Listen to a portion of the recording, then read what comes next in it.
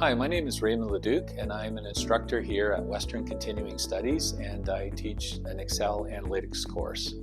So the goal of our course is to try to make sense of all the data that's available. Today, the hard part is not finding data and information, but it's making sense of it. It's being able to tell the story about what the data is telling us, and that's the goal of our course. So the tool that we use is Excel.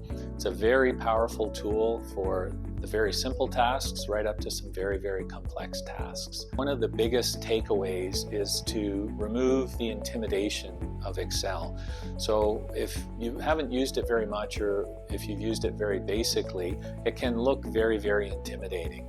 But if I'm asked, can we do this in Excel? The answer is almost always yes. Now, sometimes there's a nice built-in feature, sometimes we have to play around together, but it's a very, very powerful tool that's very, very accessible. And I think, in full disclosure, I am a pivot table fanboy.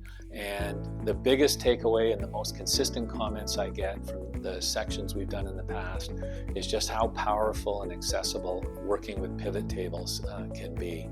So everybody who comes into this course will be able to take away something they can use, not only professionally, but personally, in terms of banking information maybe that they're downloading and they want to get insights to, travel information.